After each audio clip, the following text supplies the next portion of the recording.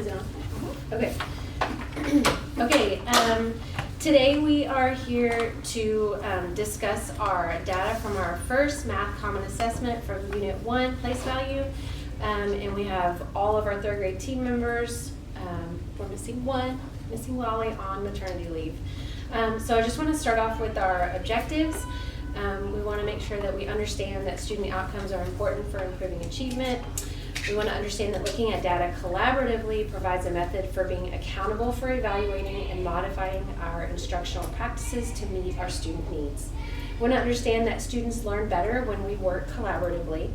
We want to stay on target and understand there are realities that we cannot control.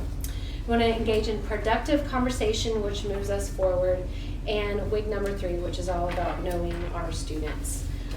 For today, I will be the facilitator.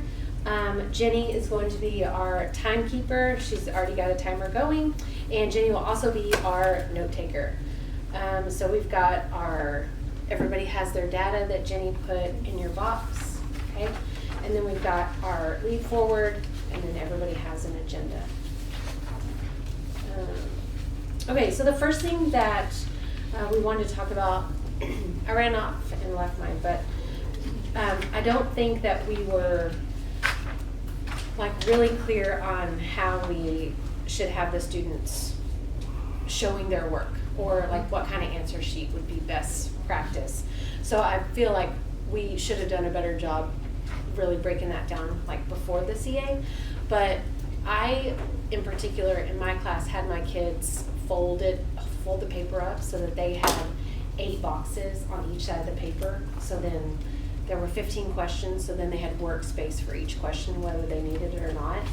I didn't really put any parameters on that, but I think you did with your kids. What were your expectations as far as your answer sheet? Oh, so I was a little bit different than Jamie. I showed them they could box it like what she's describing, but also some of them like to work more horizontally. So I showed them, you could write number 1 and then do number 1 and kind of make a line, and then number 2. And really this came from last year when we shifted to the computer.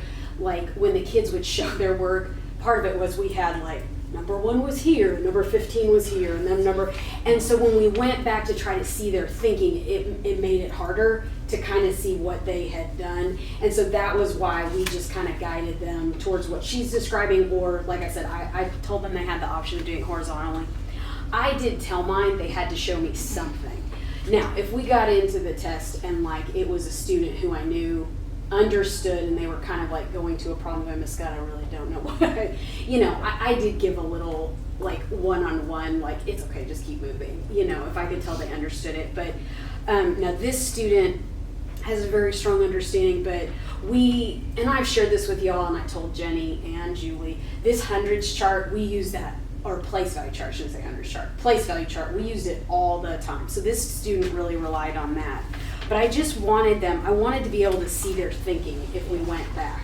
And so and like Jamie said, y'all, just in the process of showing everybody how to get onto the test and things like that, please know it was not, I'm sorry this wasn't made as clear as we needed for it to be. That was my number 1 struggle was they were doing beautiful on all the schoolwork, but then didn't know how to take notes. And that seems like a common sense thing, but not ever teaching a testing grade and doing something on the computer. I didn't do that. So their notes were just all over the place. And that would have, my main thing to talk about was literally this. How do you get them to do work in a nice format, transferring from a computer? So that makes me feel better, and I'm I wish we had shown it to you prior. It was honestly just getting into the aware and getting into the different things. But I will say that too is also where we do those solving problems before class.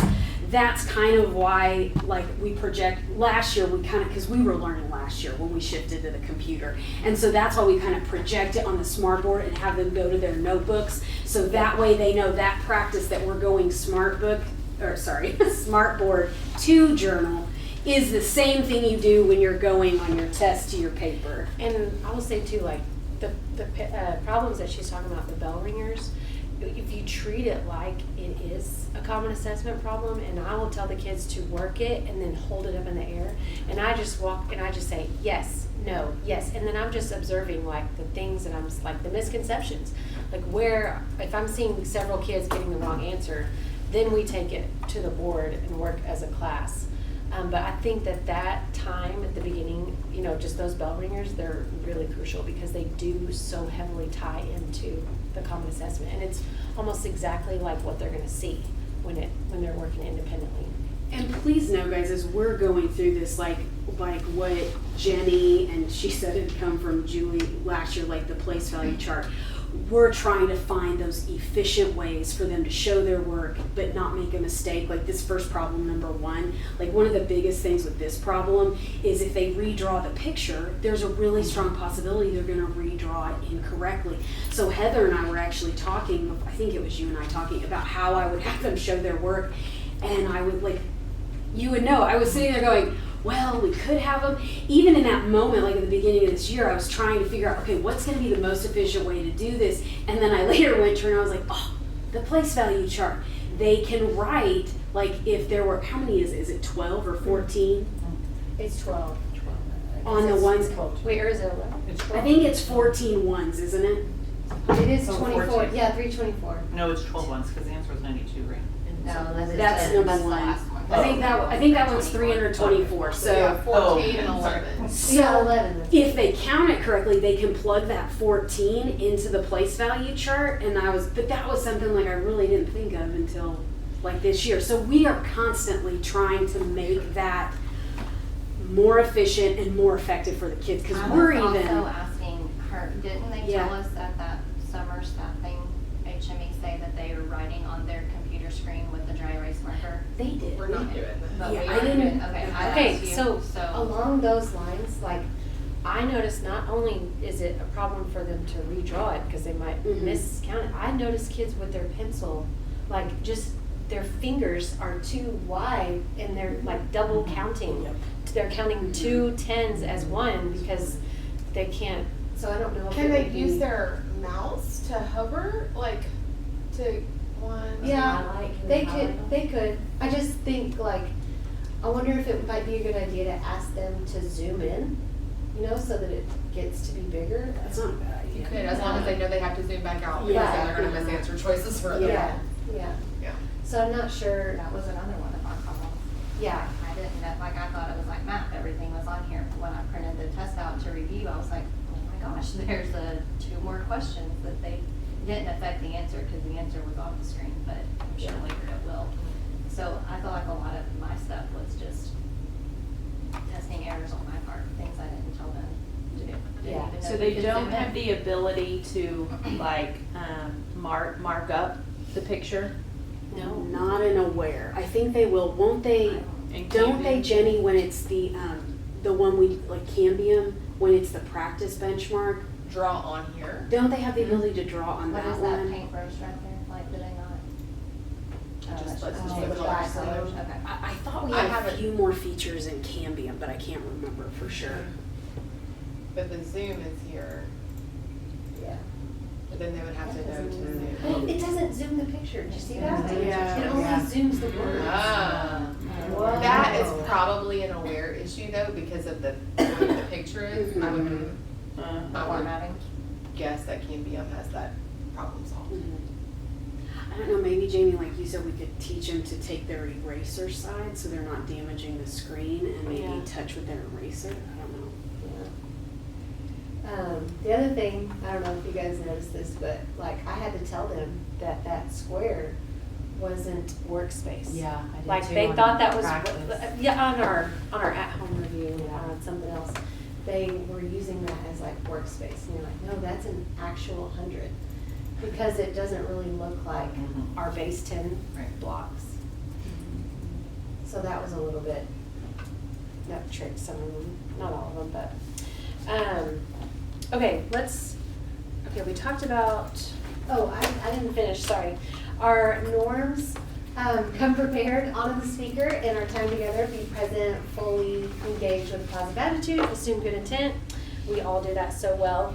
And then just so you know, our goals as a grade level, we want to have 90 to 100% of our kids approaching, 60 to 80% of our kids in the meets category, and 40 to 60% for masters. So that is our goal for our kids.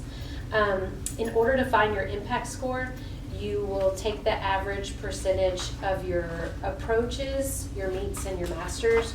So, like, for instance, you're looking right here. Whatever your percentage is at the top that's bolded, like for me, I would take 86.36 plus 59.09 plus 27.27 and add that together, divide by 3, and not be very impressed with myself. But it is our goal. And so our impact score goal is a 70. It's more of so you know kind of where you stand. It's not anything that anyone's coming down on you on, but it is just good for us to know as teachers that that is how our school gets rated, and for us to just be aware. Okay, so going back to glows and grows, let's talk about what went well. What did you guys think the kids did well with? I felt like they seemed to be really taking their time and trying really hard. Like I felt like they really cared. Yeah, yeah.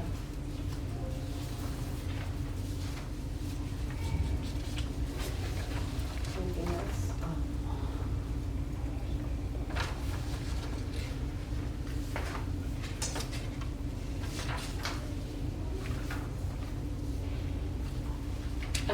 I just want to point out the fact that we are really close to the district average. I think we were like, let's see, where is that?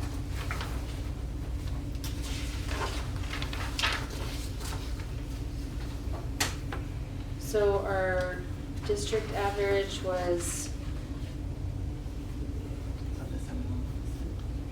yeah, 71.61, and we were 71.49. So that puts us really close. And if you look at our approaches, we are just 1.5% under the district average, which is really great, especially for being a new campus, newish.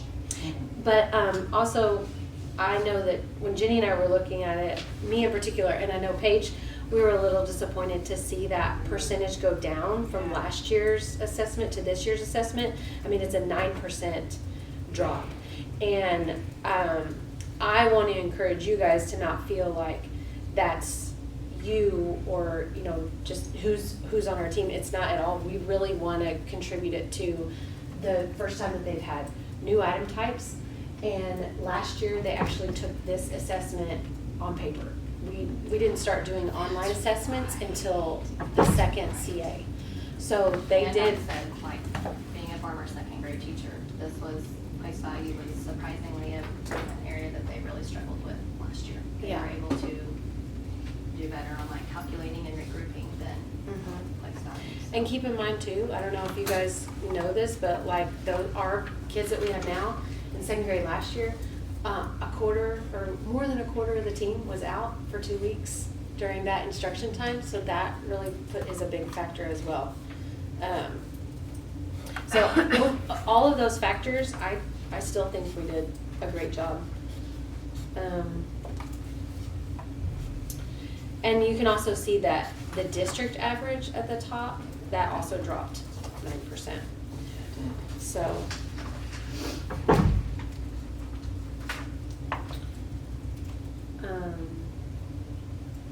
How did you guys feel about 3.2A? For my class, I felt like that was a glow.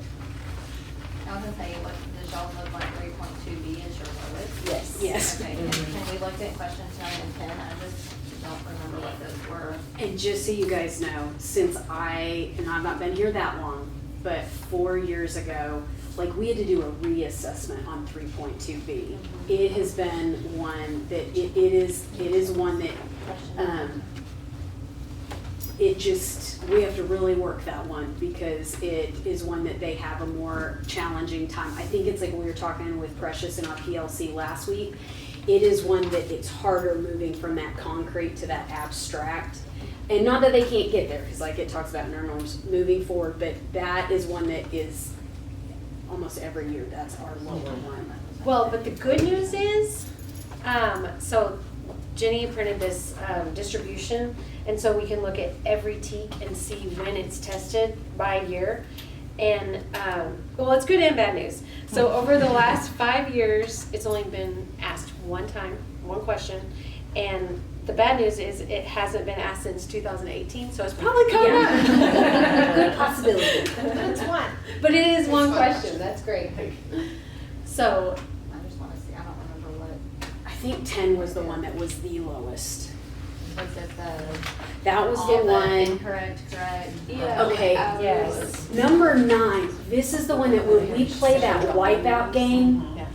Wipeout addresses this skill specifically. And I don't know how everybody like wanted to show, but kind of like when we talked in planning, what I find to be the most helpful, and I looked at my own students and there were a couple of them that missed this, they actually had the right answer written on their paper, but they picked the second one because they didn't look at the increase or decrease, even though we talked. They literally, like what I show mine is they write, if it is decreasing, they write a D And and a then we down write a down arrow Yes. and then they write the number. And I literally had a student that missed that one and on the paper it said D, down arrow, 20,000. So I think it's too just this first time that they're on a test like this, like really encouraging them, like you've got to make sure you read and you're careful, but Wipeout, that game Wipeout, if you have kids that are still struggling with this, building it with the place value discs where they are physically grabbing those discs and pulling them away and then having them write on the whiteboard what they pulled away really helps with this problem. Because it kind of clicks with them. Oh, because if I'm taking something away, I know it's decreasing, and it's a quick way they can make a note about it. Like it's not a lot of writing, but then hopefully if they read I carefully. think that was my question. They do it so beautifully with all the things. And then it's taking all the things away and giving them like how do you then, I don't know, that's what I'm That's where, struggling like, with. you know how we did some problem solving things that look like this beforehand? That's where in their journals, like we're talking about it in their journal and showing them how to write that. I think that's part of the thing too, like second Yeah. grade, they could use all the things on their CAs. Mhm. They could use, like, we didn't really do the disc, but we let Yeah. them use base 10 blocks if they wanted them, the Matthew C blocks. They were able to use their place value chart, like they were able to use the things, and I think they're very dependent on those things. Mhm. And so that's like one of the things I need to work on is like, how do I also teach them to use the things and really understand math, but then how to do it on paper when they don't have So, their manipulatives. the kids who missed this question, they actually picked A in my class. And I think because when we were doing this, we focused on the wipeout, but we focused more on like the increase and decrease. And so my kids were like, we would make this whole production of it. Is that gonna increase or decrease? And so anytime we would do that, they would get really into it, get really excited, their whole, it gets loud and their voice is changing. And so they could once they knew if it's gonna increase or decrease, they can eliminate 2 answers right away. So then they're just between the other 2. And the kids that missed it, it was just because they were off on what that place value is.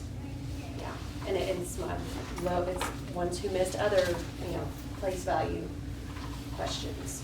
One thing I find helpful too, and once again, got this idea from Julie, something she shared with me, is when we were doing our star review last year, we really started having more conversations about why they put other answers up there. And I was like, oh my goodness, I wish we'd been doing this from the beginning of the year. So that was another piece that when we would put this up on the smart board and do a practice problem, we would find the correct answer, but then we would talk about, and much like Jamie, I'm always like putting like and I was like, guys, like we're team math and they're trying to beat us, like why would they put that there? What are they trying to do?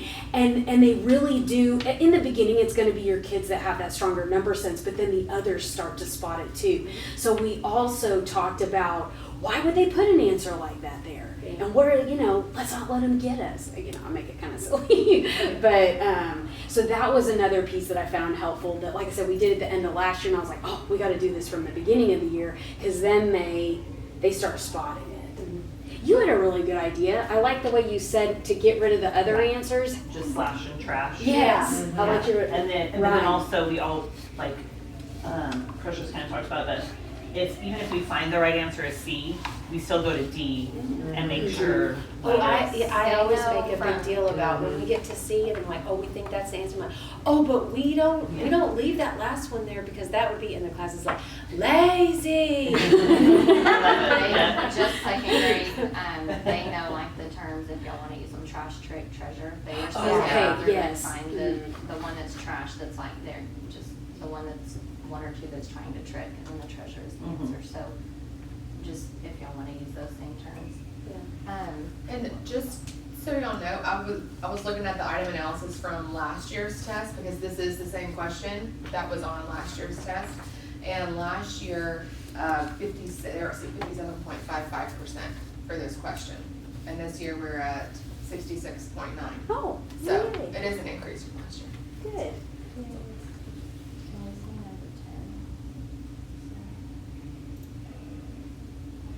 I thought it was the other one with the, I know, and we That's practice. right. We Yeah. practice. That was number 12. Well, and I will say, once again, thank you, Jenny and Julie. But to me, the place value chart made a huge difference on the ones that did get this correct. When I went and looked at my data, most of the kids that missed this one, they got one of them right. It was the second one they missed. And it was funny because we talked and talked and talked, but I think it's just more reps that when it starts with giving you the number, it's saying 800 is 10 times the value. So understanding that if it's 10 times the value, 800 is the greater number. When I went back and looked at their work, there were a couple that just didn't understand it at all, but there were some of them, they still moved the wrong way on the place value chart. They wrote it as 8,000 instead of 80. They got the first one correct, which is funny. You'd think that one, I would think that one would almost be harder, but. And also, I don't know if you guys noticed in your item analysis, but even if they got one right, it was totally wrong. The question was Okay. totally wrong. they have to get both, they might get partial Mhm. credit, it's all or none. Well, this one, they don't get partial credit, but 12, they did. Yeah, it depends on the question. No, And that's what I'm saying. As This far as one is, star, they don't get. we don't know, like, a question like this could be worth 1 or 2 points on the star. But I really did feel like, Jenny, what you showed us last year, and it was really, you were showing it to me for the decomposing and the composing numbers, if there's like 34 tens, you know, putting that in there and showing them how it's moving to the next place value. It might sound weird, but I felt like them writing that place value chart and plugging like 800 in. Then they knew, okay, if it's gotta be 10 times greater, I've gotta move it over a place value, and we'd write it underneath it, and then they would fill in their placeholder zeros. And I felt like they were starting to get it, but it was when they had to move backwards, when they had to move to a lower place value, and that's what that second piece was. That still caught some of them. And there was a lesson we did, and I will tell y'all, when I was doing it, I thought, oh, is this time well spent? And I felt bad because it was something I put in the plans for all of you to do, but I did later when we would revisit this. Do you guys remember the one where it was like they would put 10 ones in the place value chart with the discs, and then we moved it and they moved to the tens place? I was in the process of doing that, and I was like, this is so easy. Like, should I put this in the plans? And then we did the 10 tens, and then we moved to the hundreds. But then later when we would come back to this, I kept going back to that lesson, and I was like, no, I think it was good, because this is, again, moving from that concrete to abstract, because we don't have 10,000 blocks, and there's not 100,000 blocks. I feel like doing that also helped, even though in the moment I was kind of like, a little worried, like, this is really easy for them. Maybe we should have just moved past this, but I felt like it was one way they could go back in their mind and go, okay, this is concrete. I had to put 10 ones down and it became a 10. And then I had to put 10 tens down and it became a 100. So I questioned it in the moment, but later I thought, no, we'll go ahead and leave it in there. Yeah. I liked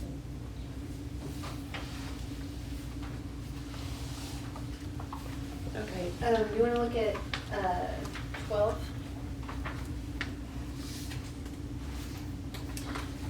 So my item analysis here, if they got 0 correct, it was wrong. If they got 1 out of 2, it was counted right.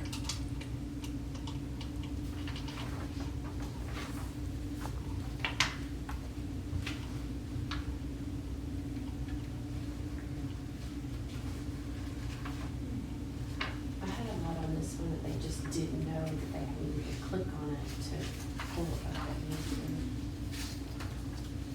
Well, I had printed this off before they took it, so we reviewed it after they were done. And it was like, just some of their, even like my GT kids, I think being so literal, they were like, we thought we were supposed to be answering like, she used 8 and 6, so we were supposed to choose like the 8 and the 6 because that was what she was working on. They knew what it was, that she was supposed to be looking at the 9 and the 9 and the 2, but they thought that they were answering based on her. What Well, she compared 8 and 6, so that's one I'm gonna click. So just talking through it, they were like, oh, now I get it, but, yeah. And then they were like, yeah, she is right, 8 is greater than 6, she's, you know, like that, but they didn't realize that they were supposed to be like fixing it almost for her, if that makes sense, so. The other thing that can they highlight? Could they have highlighted anything? And it would stay, and then they could highlight something else? I don't know if you, I thought you could in Mentoria. I know that you can in Cameo. Okay. It's just just a It's, different it's how you assessment. do like a full-on star practice, like, That's benchmark what we. yeah, that's Okay. more benchmark. Okay. Because like, I would want them to understand they need to go back up, because like, it's only talking about game 4 and game 1. So I want them to go up and highlight Game 4, game those 1. numbers so that they know this is really all you need to look at. I believe they can. I'm not in the app though, Yeah. so. Because like, if you look, the other one is talking about the 2 and the 9, and if you scroll down, Jenny, to the drop-down menu, one of the choices is 2 and 9. So, I think it's the second one. Yeah, so they could, that would be one that they could eliminate, actually 2 that they could eliminate. Because, well, wait, They're supposed the to be 7 and choosing 7 2 is. is less than 9, because that's what she's. Yeah, that was the working correct with. answer. That is the correct answer. 2 is less than 9. Oh, okay. But they were choosing what, like, they were They were choosing the choosing 8 and 6 Mhm. because they were thinking that they were supposed to choose what she was working on, not going. Wait, hold on. No, So, she's yes. supposed, she's looking at 1 and. 4, so she's 4. looking at the 2 in the 10th place and the 9 in Oh, the the 1st place. hundreds. Or the Okay. 100th place, I mean. Yeah. Got it. And the answer it gave them that they were supposed to figure out was incorrect was the 1's place. Yeah. So that's what it was kind of trying to see, did they understand what place value? But I'm with Jay, a lot of them just read 8 is greater than 6. Well, yeah, it is. Yeah. They didn't read carefully. To me, when I see this too, I'm like, okay, so like, not like recreate that exact thing, but I need to create an opportunity where they can analyze how someone else is solving a Yeah. problem. You know what I mean? Because that's obviously how they're going to be In exposed. Synced Up, I remember, for fourth grade anyways, they had a lot of practice, like, it'd be like this like 3 people solved a problem and 2 of them are wrong, 1 of them is right, and you kind of have to Yes. like see, maybe that. I feel agree, like that would this be a is a great hard idea. one